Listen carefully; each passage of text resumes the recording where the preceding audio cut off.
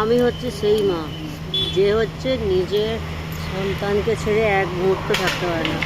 কেন বললাম কথাটা? হ্যাঁ, অনেকেই আছে যে স্কুল তুলে ছেড়ে দেয় বা এখন সকল কাজের ভাজের থাক, ঠিক আছে।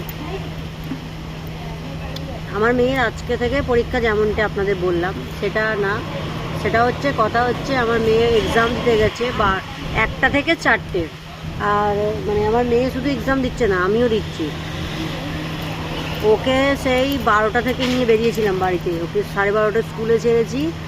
তারপর 1টা থেকে যদি স্কুল টাইমিং, বাট তাও 1টা বা 12:30 থেকে এসি চলছে, একটু ভ্যানম্যান করে আওয়াজ হচ্ছে, এখন ব্যাংকের বাড়িটা বসে। তো যাই হোক, যেটা বলছিলাম সেটা হচ্ছে সেও তারপর স্কুলে চলে গেল আর আমি জিমে গেলাম, যেমনটি রোজ যাই আপনারা জানেন। তবু 2টো 2:30 নাগাদ বেরিয়ে রোজ বাড়ি পৌঁছে যাই, বাট আজ আর বাড়ি যাওয়া হয়নি, এখানেই বসে আছি। জিম থেকে এসে এখন ঘড়িতে টাইম হয়ে গেছে 3:40। সো যাবো আনতে।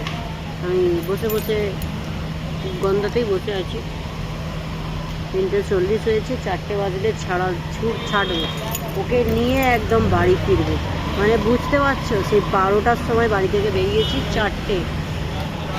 এমনটা নয় গেলে যেতেই পারি, কিন্তু এত রোদ্দুর গরম আর রাস্তা, বাপরে কে যায়, আমার আর ভালো লাগছিল না, তাই আর যাওয়াটা আমি প্রেফার করিনি। আমি এখানেই চলে গেছি। অ্যান্ড আর কটা দিন মাত্র বাকি, আমাদের স্কুলের এখন সেকশন খাতাম, 2 মাস ছুটি। এটাই বলছিলাম, আর কিছু না। ওখানে গাড়িটা রাখা আছে, আমি এখানটা একটু এসে বসলাম, এবার একটু টুকটুক করে এগোবো। 3:40 বেজে গেল। তবে কাল থেকে আর এখানে বসে থাকবো না। আজকে প্রথম দিন দেখলাম অপেক্ষা করা মানে সত্যি খুব বোর।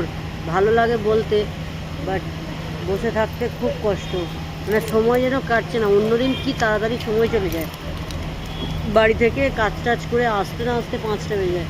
বাট আজকে তো যেন 3:30 বাজতেই চাইছে না। কালকে বাড়ি থেকেই আসবো।